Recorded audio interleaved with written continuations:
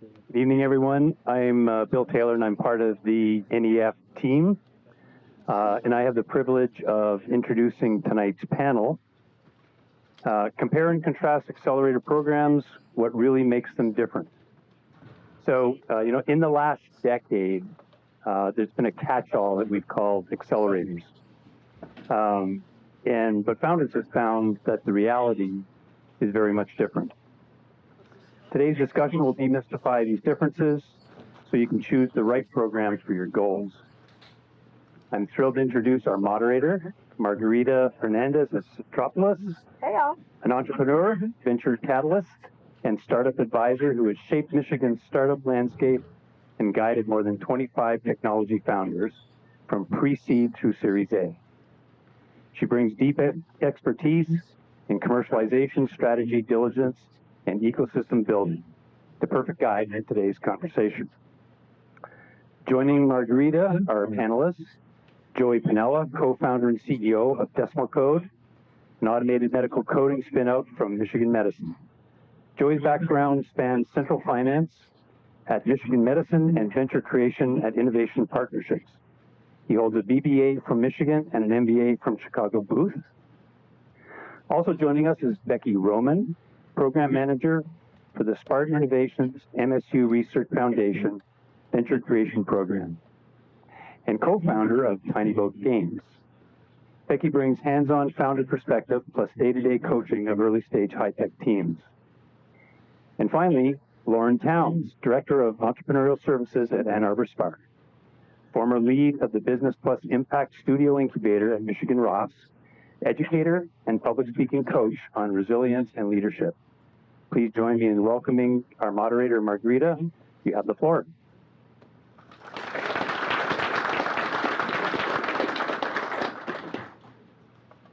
I know I talked a lot about tech, but doing tech myself is not all that great. Okay, can you hear me now? All right. Can't hear me. Just give me a sign of, I got a sign, I see you. All right, well, hi everybody, welcome. Super excited to have some accelerator discussions with these really great people. Some I've worked with personally, and some that are also continuing to do really great things for both accelerators and different ecosystems. I myself, and so I'm just going to start off with kind of just sharing a little bit more about what I'm doing right now, and a little bit more about our accelerator programs over at Centropolis. You might know that there are lots of different opportunity zones with different accelerator programs. Some of them have cut their teeth into healthcare and life sciences. I myself have participated in a few of those actually in Lansing. Centropolis was really focused on hardware and manufacturing and really helping companies kind of figure out the chasm, not just the first one of the first product, but then what you do with it afterwards, because that's actually an important part of scalability when you do manufacturing for hardware. So a lot of their programs really utilize a lot of the talent that's come out of the Rust Belt of helping companies, founders really kind of navigate those chasms. They do provide funding. They have a number of EIRs. Overall, how they really complement is a lot of the moving pieces that are going on right now as we reindustrialize our nation. All right. Hi, everyone. I'm a program manager at the MSU Research Foundation. I do mostly focus on our venture creation program, which is a really early stage folks, but I also have my hands in a few of our accelerator programs. So I think we have 5. So we have EdTech, which I worked on and just wrapped up yesterday, actually, our inaugural cohort. We have MedTech, we have FinTech, and then we have East Lansing, which is industry agnostic, and we have Grand Rapids, which is Grand Rapids area, but industry agnostic. We aim to take folks who have an established business but are looking to take it to the next level. It comes with a $20,000 investment, and you have access to a 10-week program, boot camp style, some one-on-one coaching throughout that program, and then it kind of tapers off to like monthly, quarterly after that, but we're in it with you once you're in the family. Hey everyone, I'm Joey Pinella, so co-founder and CEO of Decimal Code. We're an automated medical coding spin-out from Michigan Medicine Research, so built off of the core work of my co-founders. Spun out a couple of years ago with a lot of help, including from NEF, Spark when Margarita was there, now also Spark when I'm annoying Lauren a lot for apps from him and the team. As we've gotten out into the market, essentially we're trying to take a solution that worked really well within one health institution and then validate it at other sites. It's a pretty arduous process selling into hospital systems. So we've used a lot of resources, and I was counting it today. We've been a part of 4 different accelerators. One was just the Chicago Booth New Venture Challenge. It was basically a class and pitch competition dressed up as an accelerator. One was the Creative Destruction Lab, which was no funding, no equity. It was just kind of connections out of a group in Madison. So connected with some health system leaders there. Then the 2 bigger ones we did were Mucker Capital, so this accelerator out of the West Coast to help with sales. And then the most recent one, and the one that's probably been the best for us, is we did the Techstars Northwestern Medicine program this year, where Northwestern Medicine wanted to bring on 6 digital health companies to pilot with and invest in. We basically did it to get the Northwestern Medicine contract, but actually got a lot of value out of the Techstars side as well. So I've kind of seen the gamut of programs. I'll let Lauren go. Good evening, good people. For the record, Joey does not annoy me. Joey is one of my favorites. I'm Lauren. I work here at this Spark location because we have 2, so this is Spark Central. Part of my responsibility is working with our team to oversee this incubator space that you are in, where a lot of our founders, they get their hands dirty, they collaborate, and they build the products they're trying to bring to market. In a nutshell, essentially what we do is we work with early stage tech companies, and we try to help them do a couple of things. One is just to prove out if they have a business model, or to prove out the technology that they want to bring to market. Sometimes that involves some coaching, sometimes that involves pressure testing different hypotheses, but for those that are further along, we offer non-dilutive support to help them de-risk, right? To figure out a commercialization strategy, to hook those early adopters, and then once we do that successfully, to try to get them to scale. We also offer a lot of education, and then I think one of our bread and butter programs is our EIR program, where we get to tap current and former successful entrepreneurs who have cut their teeth and built successful companies, and also have had experienced some hardships, and they failed along the way, but they were still able to be able to have a successful exit.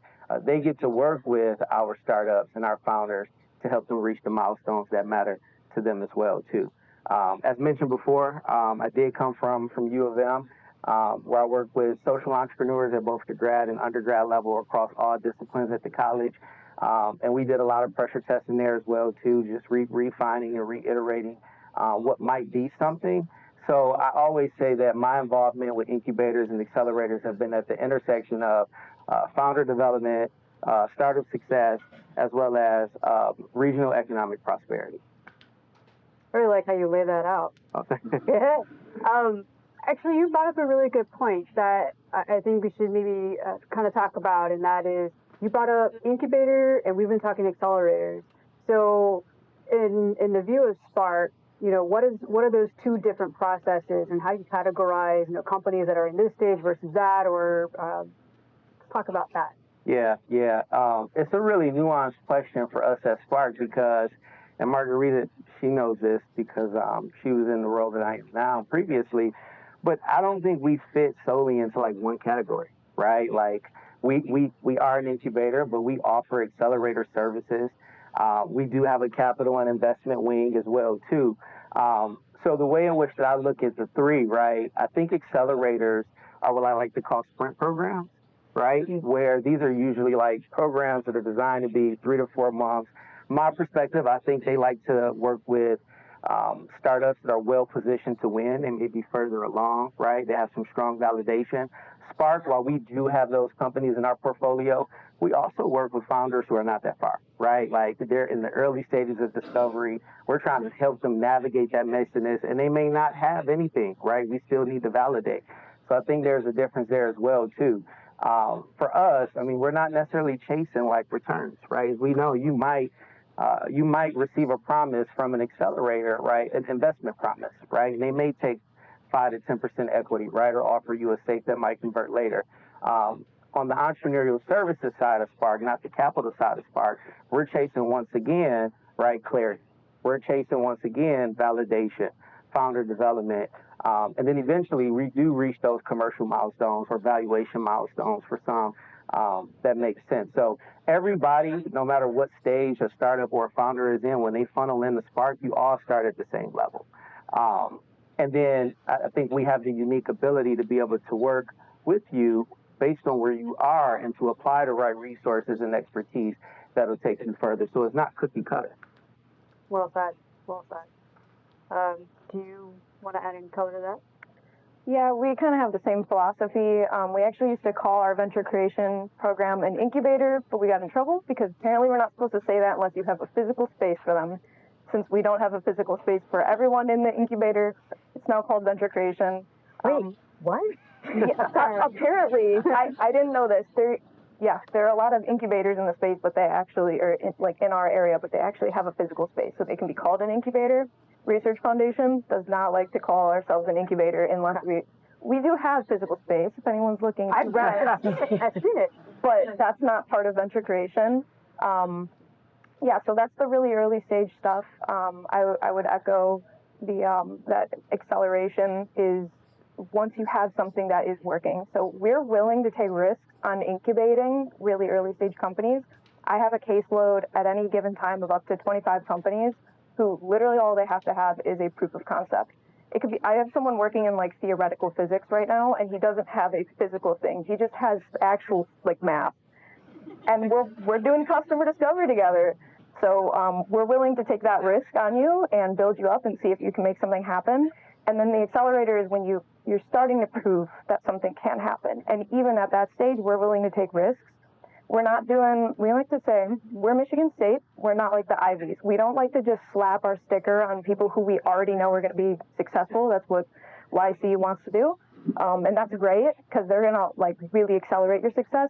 We like to take swings on people who may or may not be successful. We like to take those bigger bets. I love that. I mean, it's an important piece. And I'm going to sidebar for a second. Just a little perspective. Economic development is going to be a very common word that we might be using, but it's important of how do accelerators, startups, and entrepreneurship really fit into economic development. And that is, the foundation is really built on, if you've got startup companies and big corporates, they're all building towards something. This one will acquire this one, the money comes back, but the talent is the magic gem nuggets, the awesome sauce of that, what that ecosystem is. That's how Pfizer became successful. That's why the Rust Belt exists here. But I think what's really important about both of what you're talking in your programs is that you invest in the talent with the young ideas, and even if they fail once, they're going to come back again, because once you bite the entrepreneurship bug, it's really hard to give up. You really hate yourself, and you're like, oh, here we go again. But it's just something that keeps paying it forward, but ultimately it just has this really great momentum of creating economic development impact. Okay, so when I worked at Spark, I thought that this was really great because you invested in a lot of the magical talent in the Ann Arbor region, and we would get companies, people from different parts of Michigan in general. And now I've been in 5 accelerators. My most recent was NVIDIA Inception, and that was that one. But when you look at them all, they all have different ways of what they contribute or have attributes of. So what I would say is that these programs are really important for foundational pieces, bringing the talent, but helping find other talent too to come and look at these companies.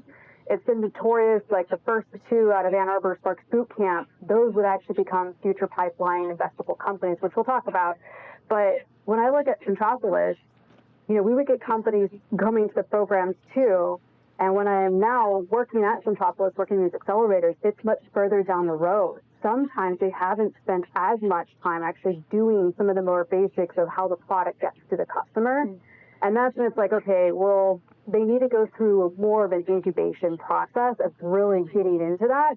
And do we have bandwidth? Is there anybody else actually doing these programs that would be a great fit for something like this? Because also, in hardware, we talk a lot about technical hardware things, but it's good to be in other audiences with other people interacting. Like how are they hearing your communication at the same time? So half of customer discovery is also pitching and communicating your idea. And so I think honestly, it takes a whole community to get companies across the line. All right, now we should go back to it. Let me go back to this question list here that I have. Social entrepreneurship. I really love that you do. Do you do that as well, or is it really just tech inclined? Anybody is eligible as long as they're high tech or high growth. Okay. Like you say, and/or. Any? I don't know if you want to add any more to that. Yeah, and I want to have some color as relates to like the types of startups that we support, right? So like you have Centropolis, right? And they do work on a lot of hard tech physical products. That's not necessarily our game. You know, we like to focus more on highly scalable like software products. In the med tech or life science space, it may be accompanied by some hard tech product, but core product development is not necessarily like what we're looking for. You know, we like those software products that might involve AI, right? Information technology, data, and things like that. And we work to support them on a more strategic level. We don't really get off into engineering core product development at all. So startup founders always ask, you know, well, what's the difference between here and there? Well, why would I go over to Accelerator? Well, if you have a hard tech product, that's why we're sending you over there. But it's not to say that you won't come back to touch upon some of those other fundamental and strategic elements that we can support you with to get to market. 100%. Actually, it goes good for the founder both ways. So actually, I think it's important to also get to this other point of why did you do an accelerator? There's a lot of them out there. Some of them hit it home, and some of them are like, but why did you decide to do accelerators and kind of through the journey of the multiple ones, like how has your view of them evolved? Yeah, there's really, I think in my opinion, like two big reasons for why you would want to do an accelerator. One is if you just generally need help getting organized. This is a lot looser, but when we were first starting out, I essentially knew how to spin out a research technology and then go and speak to VCs, but we had never sold into health systems. We didn't really know what that buying process looked like. We didn't know a ton about what the internal solutions within kind of a buying revenue cycle space looked like. And so it was really helpful when Mucker Capital was the first one that funded us. And their expertise was around sales, not healthcare specifically, which I realized over time is kind of a different thing than just broad enterprise sales. But they were kind of like kicking off that process for us around how do you really start to explore that. When we did the Booth NDC one, a lot of that was around connections, where that was, I'd say that the Michigan startup community does a good job of doing, you kind of talked about like funneling people towards certain programs. Mm-hmm. I'd say that the Michigan startup community does a really good job of being interconnected, and when somebody meets a founder, kind of knowing like, oh, this is a group that should go here versus here versus here. And so for me, I wanted to get plugged into that ecosystem, and then it was a pitch competition at the end, so it was just a lot of pitch practice, which NEF, again, kicked off for us. When we did the Creative Destruction Lab, that one, since it took no equity, we were just trying to find advisors. So there, we had two mentors who were previous C-suite at health systems. So really that was the incentive for us, was we just need to get better connected. And then the Techstars one, this was pure, I would call it acceleration then. Everything else was a little bit more discovery. We need help getting organized. This was, we know exactly where we're at, but what we're missing are health systems that we can build at outside of Michigan medicine. And this represented an at-bat to where if Decimal Code is ultimately going to be successful, you know, we've got to prove this out at 5, 10, 15, 20 hospitals, and then that's a pretty well-networked space. Where the other kind of advice I got when we were evaluating the program, because we actually turned down Techstars New York. It was like a Michigan grad that ran it, but we did not do that one because he had to trade equity. But did they? Well, I guess I'm gonna ask about that. Yeah. They didn't have a specific like healthcare angle though. So for us, we had kind of gotten enough generalist help to where we really wanted to get connected to a system And the advice I got from somebody who knew Northwestern pretty well is if anybody is a football fan, I guess their C-suite office, somebody compared them to the Sean McVay coaching tree, where they put a lot of leaders at other systems. So I got the advice that, hey, if you do well for Northwestern, that's going to open a lot of doors. So that's what we ended up seeing kind of post-program. These are all really good points, and they evolve into a lot of other, questions that we should kind of go through. So I'm going to just first dig into this one piece that is accelerator is an accelerator, in that what I've seen is some really know their craft and what they have in like superpowers. We've got this amazing network, and they can evaluate you and really figure out what your weaknesses are, like really wicked quick, and then figure out if you're going to be a fit or successful, because their success, your success is going to be their success at the same time. And then there's some accelerator programs that I have found where it's less structured and it's more about the actual companies and their growth together. And sometimes, like, then you're trying to figure out, you're throwing in different resources as they grow or the topics that they're experiencing together, and then they're doing lots of passive learning.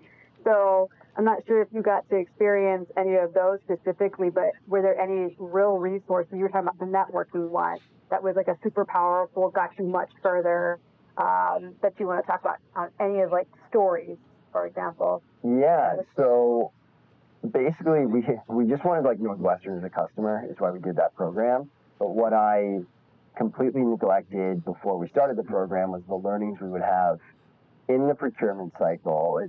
Procurement's like a fancy word for healthcare buying process. It's just we basically got our hand held by the internal Northwestern medicine team, where since they'd already brought us in and invested in us, they would go, okay, now you're going to meet with the architecture team. Now you're going to meet with the security team. Now you're going to meet with our AI review board.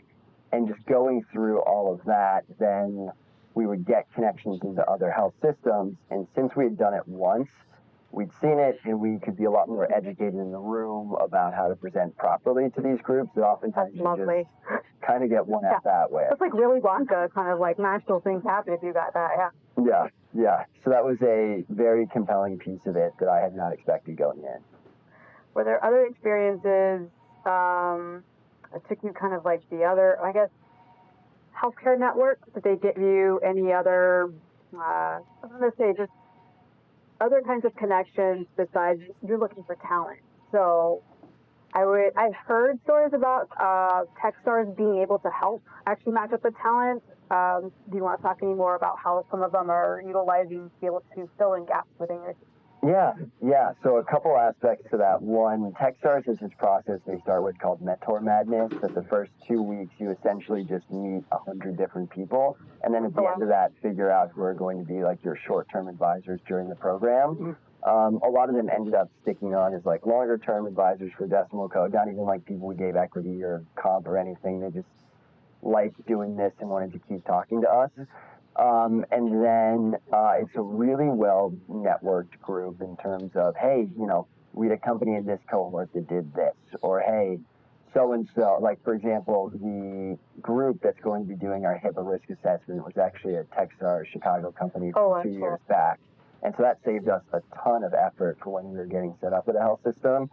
And they're like, hey, you're part of the Techstars family, so I'll give you this discount and all that. It's like, thanks, man. Like, I really appreciate it. And so the people aspects, I'd say, are absolutely huge. And one of the hardest parts about doing a startup is honestly just like the mental load of it, where you just have to keep making decisions over and over again. You can't really show up and like half-ass it one day. And so just having a lot of other people who have been through it, or can really point you in a lot of the right directions, it just eases so many of the burdens, I'd say, of the mental process of. Although it is very mentally draining to do accelerator programs. Like, I don't know, what's the longest one that you participated in?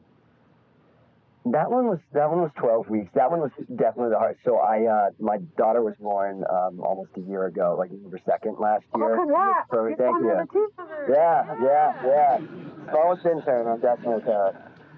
So it was I showed up to the Techstars program. It started in March, and they had a little baby onesie that was like a Decimal Code onesie, and then like a Techstars. So it was pretty cute.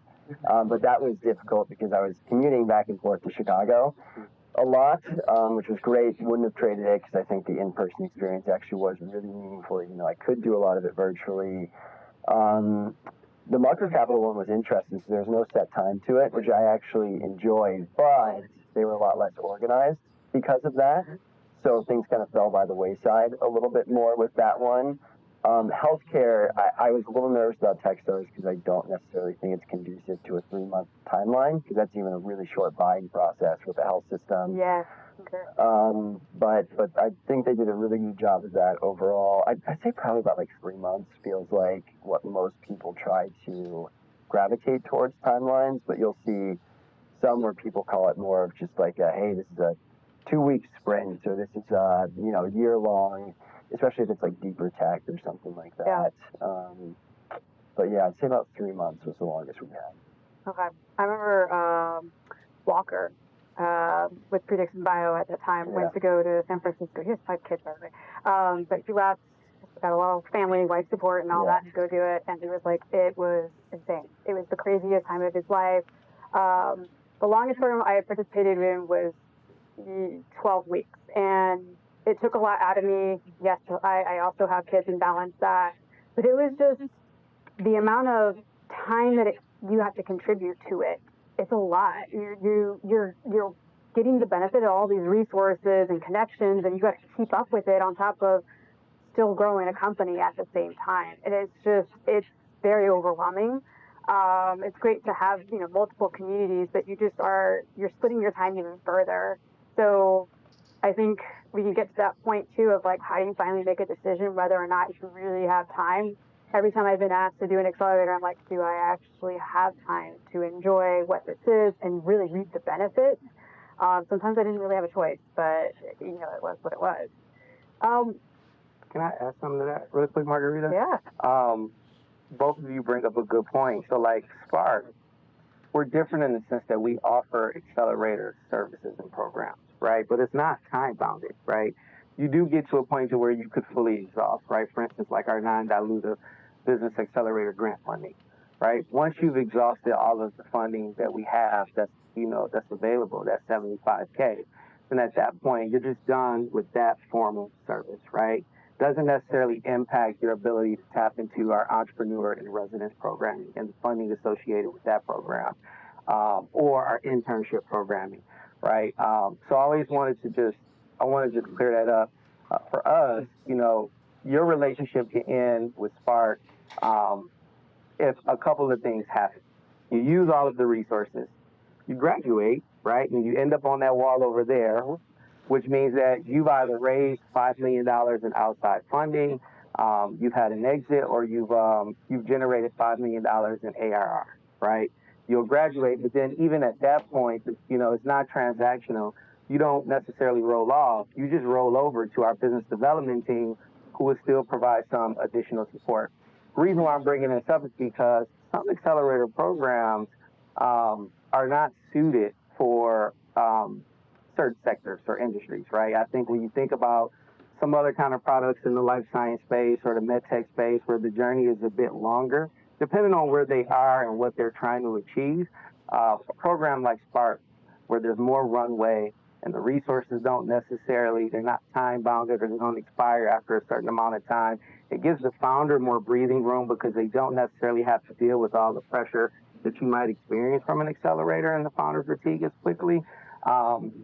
So I think that when we talk about I want to jump ahead, but like specialized accelerators, right, or programs, I think they do serve a purpose, but I just wanted to be clear that we're not time bounded in any sense, and it works well for a lot of our med tech and life sciences.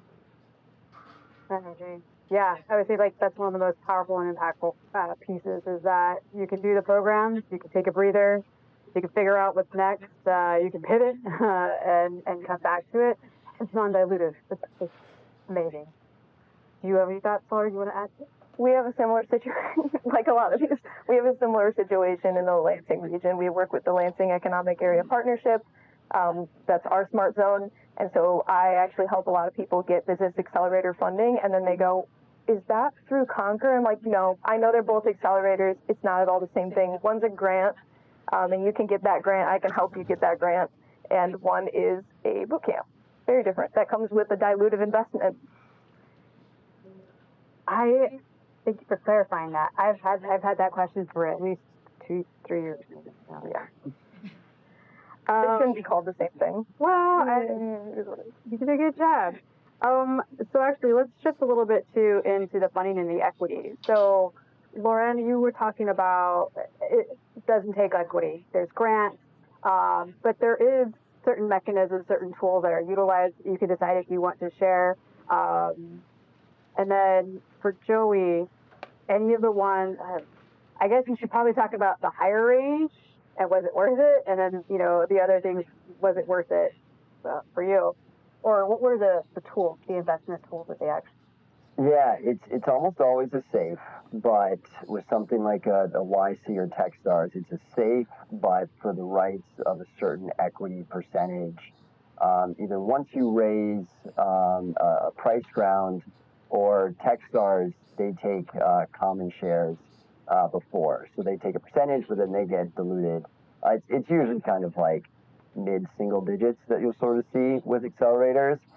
My general perspective on it is the advice that I got early on that I really liked was there's kind of a trade-off between how much of the company you get to hold on to and how comfortable you are and how well you sleep at night. And I've kind of seen it to where when funding gets like tight a little bit, it feels like a little bit awkward versus, at the end of the day, if I ever, complained to somebody because I made, like 20% less of like a 7-figure deal, then it just hit me in the face, right? Like if it all goes well, it all goes well, right? No matter if the founders have 40% at the end, 60% at the end, 20% at the end. If you've hit a good outcome, you've hit a good outcome.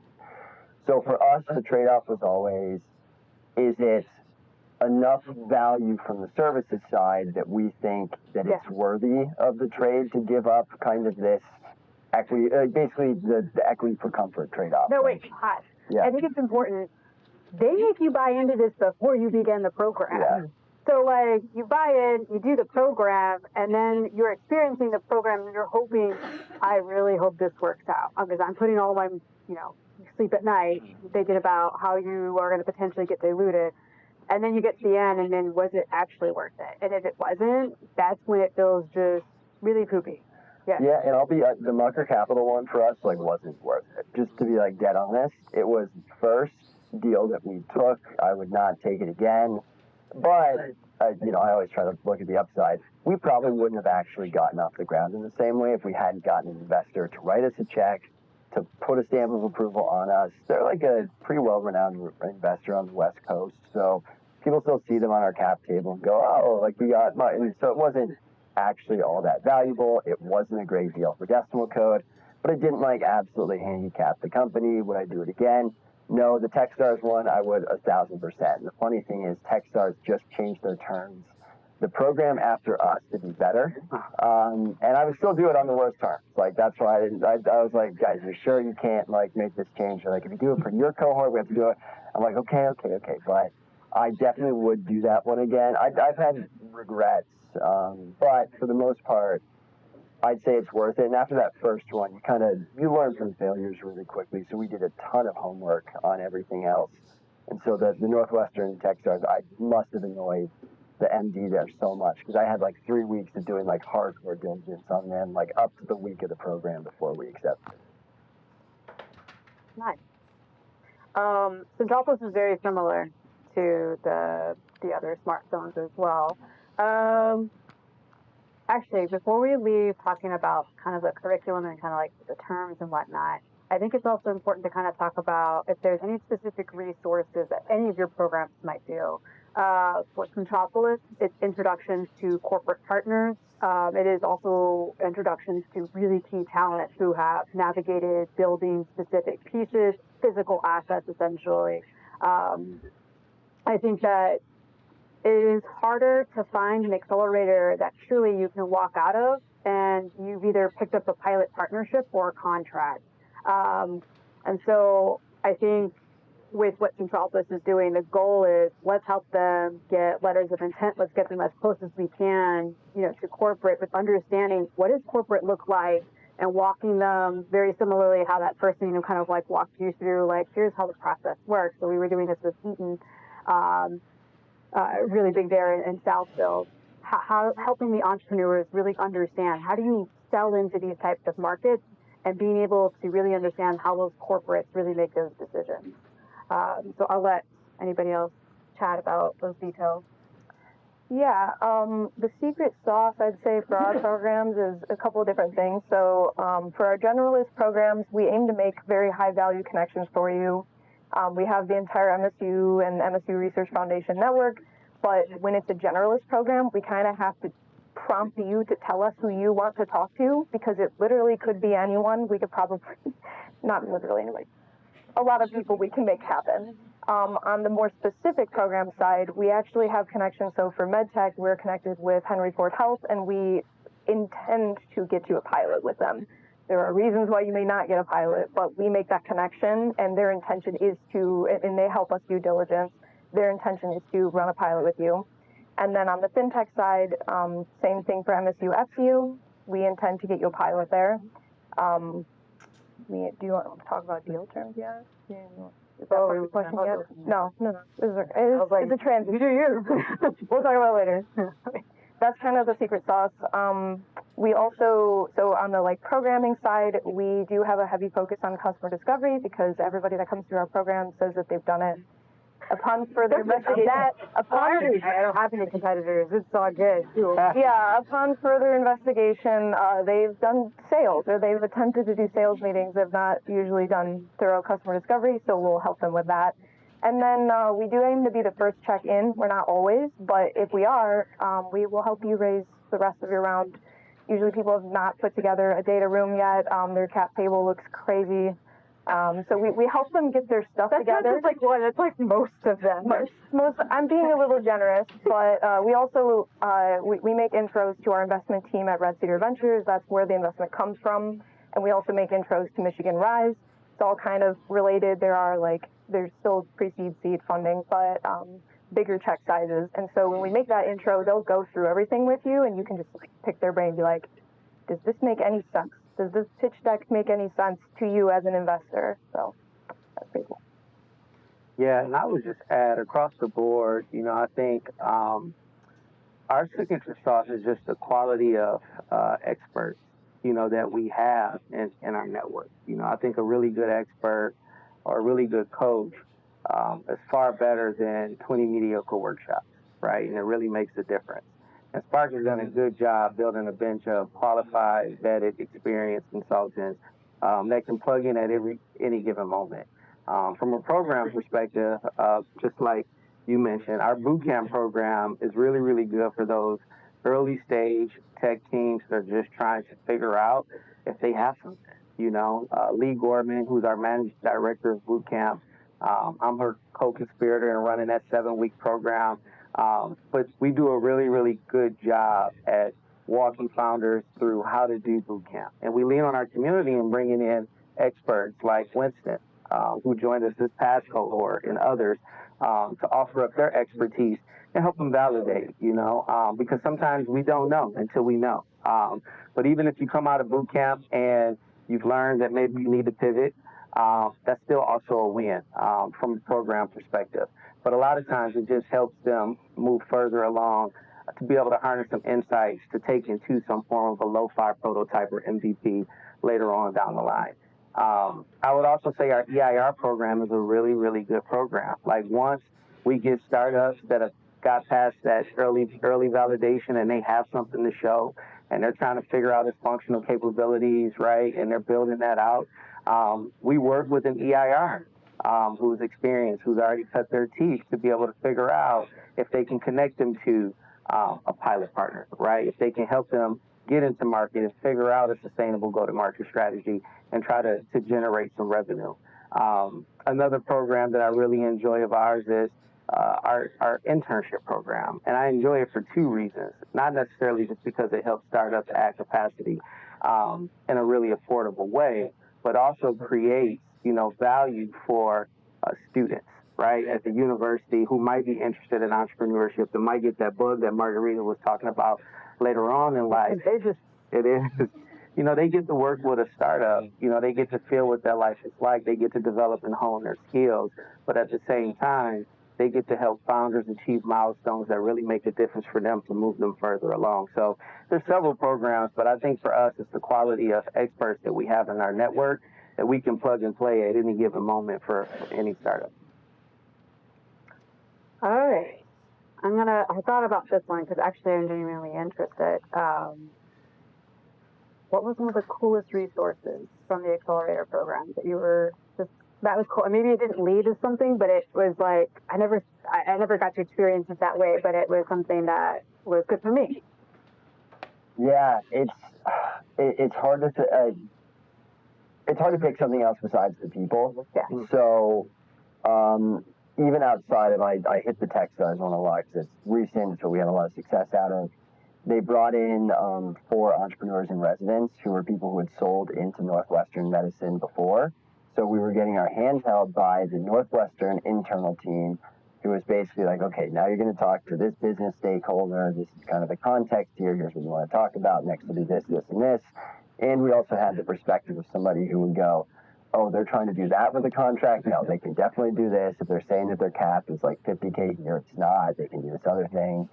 And so it was really, really valuable. And then you get these really quick connections in where it's, hey, I need a cyber insurance policy. Where should I go for that? Or I need to find that like penetration testing. Oh, like a box there, yeah.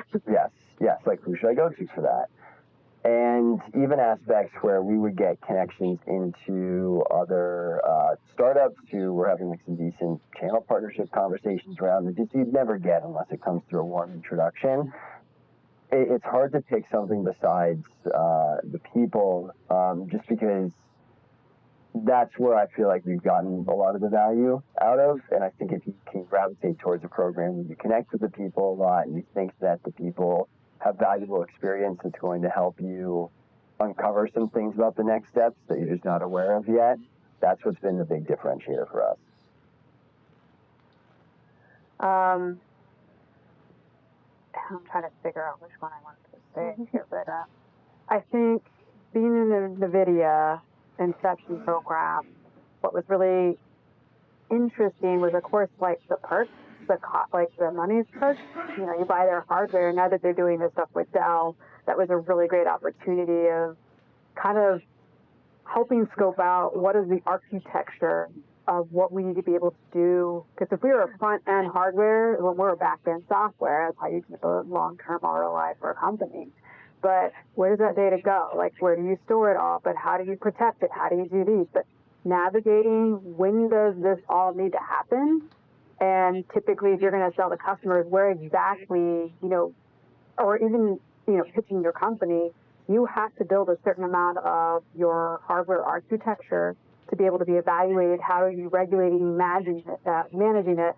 I think that was one of the big eye-openers of, I've never really met a group that kind of figured out a way to educate about what this process is, and then basically built in, here's the people you're going to talk to. Cool. Well, after you kind of understood this, had some time to structure what you think these plans are, then the next step is this.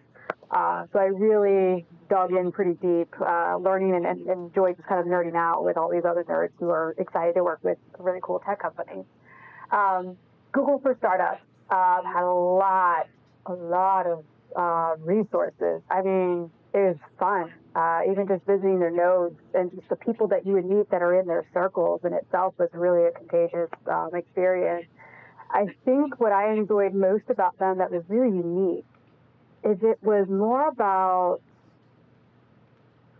when you work with early boot camp companies, you're also working with the other inventors and the other people that want to grow. But as they start to grow into seed stage, almost Series A, the evolution of the CEO is going to go from being the main, visionary founder to kind of these other different phases. And they're having to learn how to be a leader and manage HR and manage, you got to have conversations with your CTO, and that measures like all these other people underneath them. But you have to evolve with your company. And what they spent more time with is actually having these really hard conversations, because you're going to have your BD or your main salesperson is stuck. in your company for this, you should have cut them 3 months ago. Those kinds of hard conversations about how to have them, you just don't know how to do them. And when you get into startups, you got to evolve with your company. And that was like a really hard realization of I have to evolve too. That means I have to have really awkward, hard conversations with people that I don't really just want to deal with. But it impacts all the finances that you went and fundraised for, and now it's cutting into that. So it is on your fiduciary to do something about it. That was actually really impactful. I've taken a lot of the information and like shared it essentially. It's really good. Shameless plug. To Margarita's point, we also do offer what we call the CEO Masterclass. Yes. Right. So the next one is coming up, maybe February or March. TBD. Wait, how do you know about the CEO Masterclass? That was a secret program when we first started. Well, I guess I got behind the velvet rope this time. So, but yeah, it will be, and it is selective to your point, right? Like, talk about what's the benefit that you're going to get out of it, and that way you can see why it's further down. Yeah. Well, I mean, a lot of what she's talking about, as the company grows, when you become a CEO, you're going to have to make some really vital choices. You'll be encountered with some moments of, let's just say, inflection points, right? And if you don't make the right decisions, then it'll move the business backwards. He means you don't sleep at night. You have palpitations. Most definitely.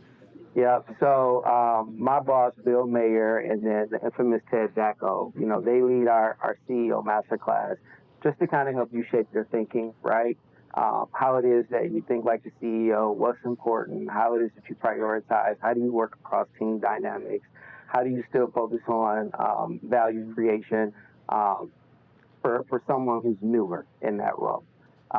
So I think it's a really great offering. It is highly selective. It is for those who are further along, but it's really highly impactful as well.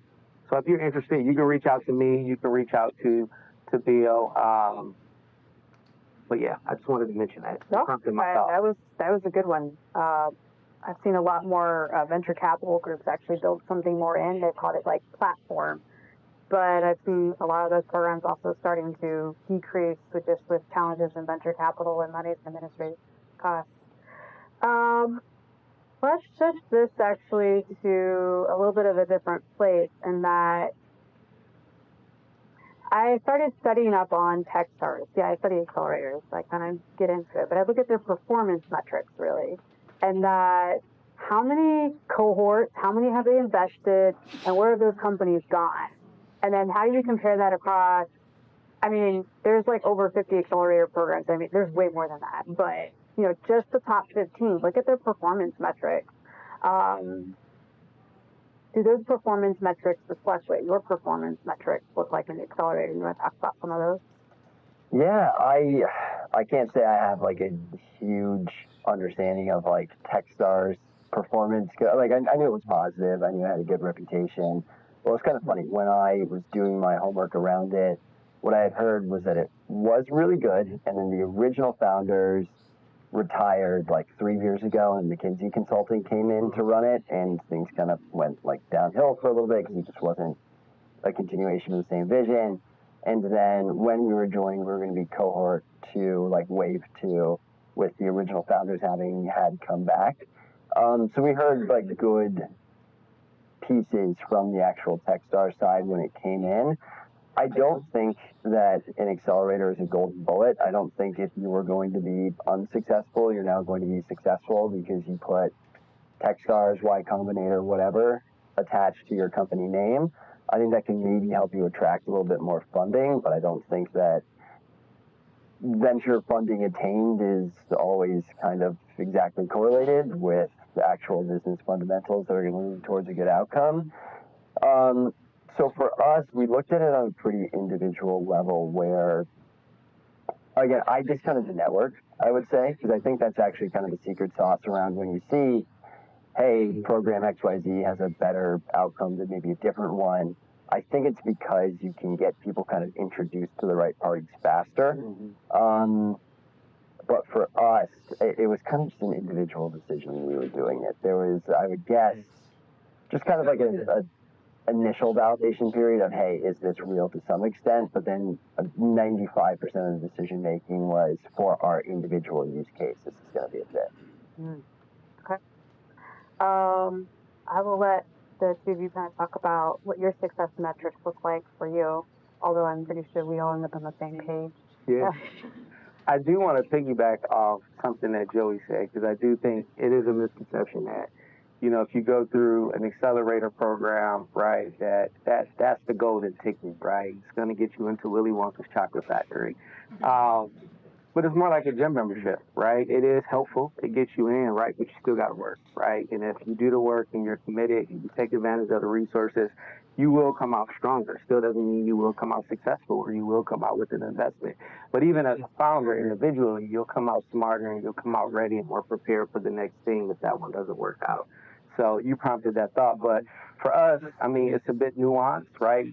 We're not necessarily always looking for, like I said, those valuation milestones, because a part of our focus is economic prosperity. We do care about how many startups we've supported, right? So like last year, Spark supported 457 startups in Ann Arbor and in Tulane. And we do care about revenue generated, right? And we do care about how many jobs those startups create in our economy, right?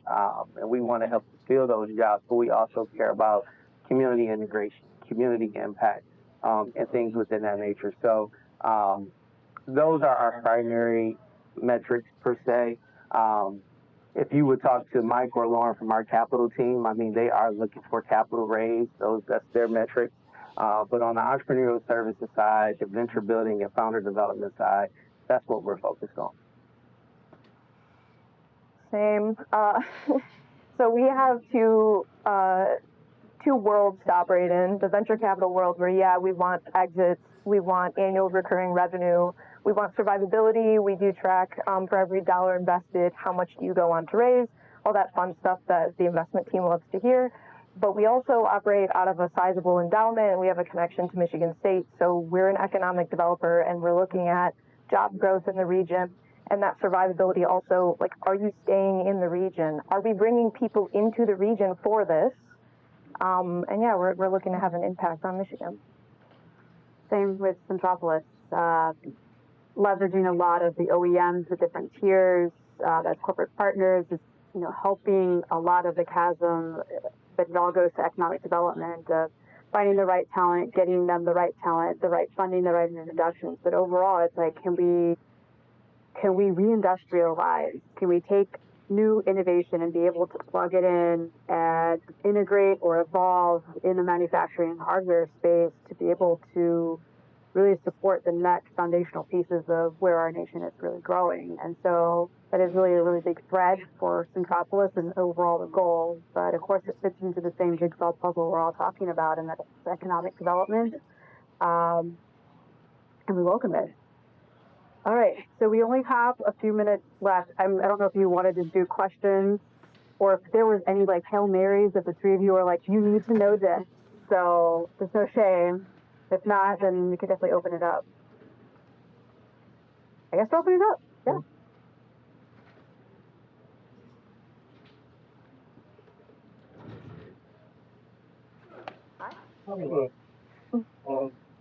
How do the interviews or accelerators differ from writing an exam or a Shark Tank, where if you engage in writing them? No, the Shark Tank. No. No. Shark Tank is interesting. I've had a lot of awful stories actually from founders going through the experience. They only shoot 2 or 3 times a year. So you wait, and you get there and you wait. And sometimes if you make the cut, and you've been there for 2 days, with your computer plugged into the wall and you're waiting, you don't get there, then you go back home. But in the case that you do pitch, you get feedback, and sometimes you're going to get an investment, and they present their own terms. Some of those terms are not so hot, but you're utilizing what the brand is. So if you're going for Shark Tank, it's really, you better know what you're walking yourself into, just as much as you're signing yourself up for any accelerator or drive extend. And I would say too, I mean, of course, right, like the investment level.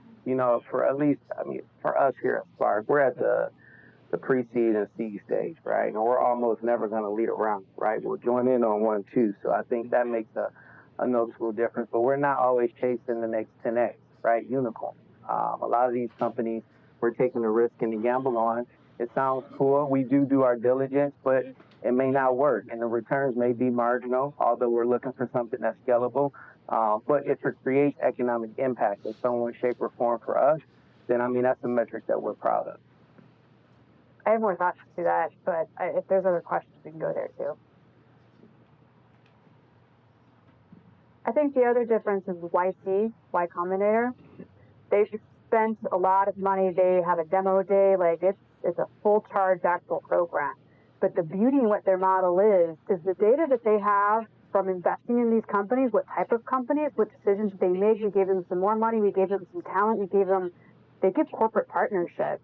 They can support that. But they have a data pipeline of literally how many years and the evolution of technology as it's going. They basically have aggregated a bunch of data to help them make better decisions on who they make their bets on and how to help those companies navigate the commercial chasm. So there are very different calibers of accelerators. They all have different niches and what they are hoping to be able to achieve. That is a for-profit accelerator versus our non-profit accelerator. Yeah, we don't want to lose money, but outside of that, we're not needing 50Xs. We think we might have some in the pipeline, we hope, but we're happy with 5. That's okay, as long as it's contributing to the success of the region. They're shutting us down now. Yes. Oh, we have one up here. That was awesome. Thank you so much. No question left behind. What's the definition of a startup? That's a loaded question. I would say that it's an early stage company pursuing innovation that doesn't exist today. So I mean, you can think of that as, like biotech. You're inventing a brand new drug molecule. That's something that's completely independent.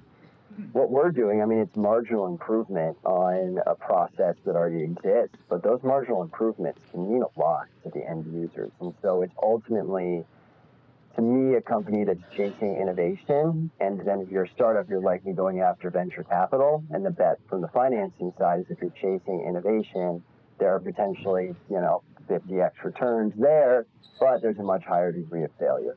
So I completely disagree. yeah.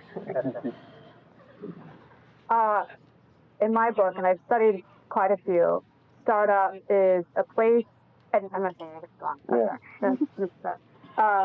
I have validated an idea, and I have figured out a way how to scale it. Because the moment I figured out how to scale it, holy cow, I gotta go do that. But you need to have a fortified company. Now, sometimes I'm not gonna go raise venture capital.